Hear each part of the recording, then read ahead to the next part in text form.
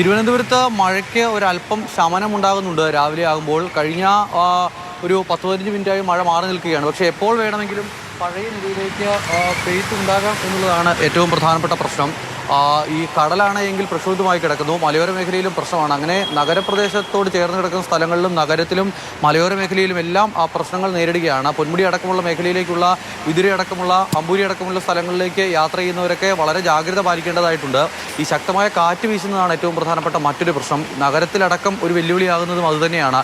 ഈ മരങ്ങൾ ഇങ്ങനെ നിറയെ നിൽക്കുന്ന ഒരു സ്ഥലം. അപ്പോൾ അത് കടപുഴകി വീണ് ഇന്നലെ രാത്രിയോടുകൂടിയൊക്കെയാണ് ഈ മരങ്ങളൊക്കെ ഇങ്ങനെ വീണത്. അല്ലെങ്കിൽ ഒരുപക്ഷെ ഈ രാജ്ഭവൻ്റെ ഭാഗത്തും അതോടൊപ്പം കവടിയാറിലും എല്ലാം ഇങ്ങനെ മരം വീണിരുന്നു. കനകക്കുന്ന് ഭാഗത്തൊക്കെ മരം വീണിരുന്നു. അവിടെയൊക്കെ നിരവധി വാഹനങ്ങളും ആളുകളും ഒക്കെ ഉള്ള സ്ഥലങ്ങളൊക്കെയാണ്. അതോടൊപ്പം തന്നെ ഈ പറയുന്ന ഇവിടെ സർക്കാരിൻ്റെ 4ാം വാർഷികത്തോടനുബന്ധിച്ചുള്ള ഒരു എക്സ്പോ നടക്കുന്നുണ്ട്. അവിടുത്തെ സ്റ്റോളുകൾക്ക് മുകളിലേക്കൊക്കെ മരം വീണു. അവിടെയും ചില അപകടങ്ങളൊക്കെ സംഭവിച്ചു. പക്ഷേ ആളുകളൊന്നും ഉണ്ടായിരുന്നില്ല എന്നുള്ളത് വലിയ ആശ്വാസമാണ്. അതിനാൽ ഗുരുതരമായ പ്രശ്നങ്ങളെല്ലാം ഒഴിവായി കിട്ടി എന്നുള്ളതാണ്. എങ്കിലും എല്ലാവരും ജാഗ്രത പാലിക്കേണ്ടതായിട്ടുണ്ട്. ഇന്നിപ്പോൾ വൈകുന്നേരമാകുമ്പോൾ ഇന്നലത്തെ സ്ഥിതിയിലേക്ക് മാറുമോ എന്നുള്ളതാണ് കണ്ടറിയേണ്ടത്. ഇന്നലെയും രാവിലെ ഇതുപോലെ മഴയൊക്കെ മാറി നിന്നിരുന്നു. രാവിലെ കുറച്ച് വെയിലൊക്കെ തെളിഞ്ഞതാണ്. പക്ഷേ വൈകുന്നേരം ഒരു 5 മണിയോട് കൂടി അതിശക്തമായ മഴ പെയ്യുന്നതാണ് നമ്മൾ കണ്ടത്. വലിയ കാറ്റും വീശി. ഇന്നിപ്പോൾ അതുപോലെ ഉണ്ടാകുമോ എന്നുള്ളതാണ് കാത്തിരിക്കേണ്ടത്. കഴിഞ്ഞ ദിവസം വാർത്ത നൽകിയതാണ് ഈ സ്മാർട്ട് റോഡ് പദ്ധതിയുടെ ഭാഗമായി ഓടകളൊക്കെ പല സ്ഥലങ്ങളിലും അടഞ്ഞു കിടപ്പുണ്ട്. മഴ കൂടി വരുന്നതോടെ അതിന്റെ അവസ്ഥ എന്താവുമെന്നൊരു ആശങ്ക നമ്മൾ പങ്കുവച്ചിരുന്നു. ആ പ്രദേശത്തൊക്കെ എന്താണ് സ്ഥിതി? ഇത് സ്മാർട്ട് റോഡുമായി ബന്ധപ്പെട്ട ഭാഗത്തല്ല ഞാനിപ്പോൾ നിൽക്കുന്നത്. ഇത് തിരുവനന്തപുരം വിമാനത്താവളത്തിൽ നിന്നും നഗരത്തിലേക്ക് വരുന്ന വഴിയാണ്. ആ വഴിയിൽ സാധാരണ ഇവിടെ താഴ്ന്നു കിടക്കുന്ന ഒരു പ്രദേശമാണ്. മാത്രമല്ല വെള്ളം ഒഴുകി പോകുന്നതിനും എല്ലാ മഴ പെയ്യുമ്പോഴും പ്രശ്നമുണ്ടാകുന്ന ഒരു സ്ഥലമാണ്. ശാശ്വതമായൊരു പരിഹാരം ഇതിന് കണ്ടെത്താൻ ഇതുവരെയും കഴിഞ്ഞിട്ടില്ല. വർഷങ്ങളായി ഈ നാട്ടുകാർ നേരിടുന്ന പ്രശ്നമാണ്. ഇവിടെ അതാണ് പ്രധാനപ്പെട്ട പ്രശ്നമെങ്കിൽ നഗരത്തിലെ പ്രശ്നം എന്ന് പറയുന്നത് സ്മാർട്ട് റോഡുമായി ബന്ധപ്പെട്ട അതിൻ്റെ അശാസ്ത്രീയമായ നിർമ്മാണം പലവട്ടങ്ങൾ മാധ്യമങ്ങളടക്കം ചൂണ്ടിക്കാണിച്ചതാണ്. പക്ഷേ അതിനൊരു പരിഹാരം കണ്ടെത്തി ആയിരുന്നില്ല അതിൻ്റെ നിർമ്മാണം പൂർത്തീകരിച്ചത് എന്ന് പറയേണ്ടി വരും. ഓടകളിലൂടെ വെള്ളം ഒഴുകി പോകുന്നതിനുള്ള സംവിധാനം പലയിടങ്ങളിലുമില്ല. സാധാരണ നിലയിൽ വെള്ളക്കെട്ട് ഉണ്ടാവാത്ത ഒരു പ്രദേശമാണ് മാനവീയം വീതി പോലെയുള്ള സ്ഥലങ്ങളൊക്കെ. അവിടെയൊക്കെ ഇന്നലെ വെള്ളം കെട്ടുന്ന സ്ഥിതി നമ്മൾ കണ്ടു.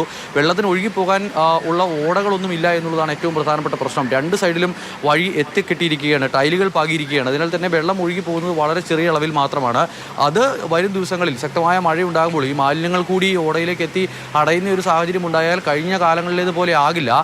തിരുവനന്തപുരത്തെ ഒരു സ്ഥിതി എന്ന് പറയുന്നത് എല്ലാ സ്ഥലങ്ങളിലും സ്മാർട്ട് റോഡ് നിർമ്മിച്ചിട്ടുണ്ട്. പക്ഷേ സ്മാർട്ട് റോഡ് നിർമ്മിച്ചതുകൊണ്ട് മാത്രം സ്മാർട്ടാകുമോ എന്നൊരു പ്രശ്നം കൂടി നിലനിൽക്കുകയാണ്. ഈ മഴ കൂടി വരുമ്പോൾ അത് വളരെ മോശമാകാനുള്ള സാധ്യതയാണ് നിലവിൽ കാണുന്നത്. അല്ലെങ്കിൽ കൃത്യമായി തന്നെയുള്ള ഓട ക്ലീനിങ്ങും മറ്റുമൊക്കെ നടന്നിട്ടുണ്ടെങ്കിൽ മാത്രമേ ഓഫീസിലേക്ക് വരുന്ന സമയത്ത് ഈ സ്മാർട്ട് റോഡിന്റെ ഭാഗമായ പല സ്ഥലങ്ങളിലും ഓടകളൊക്കെ നിറഞ്ഞ മാൻഹോൾ വഴി വെള്ളച്ചാട്ടം പോലെ മുകളിലേക്ക് വെള്ളം പൊങ്ങി ഉയർന്നു വരുന്നതൊക്കെ കാണുന്നുണ്ടായിരുന്നു.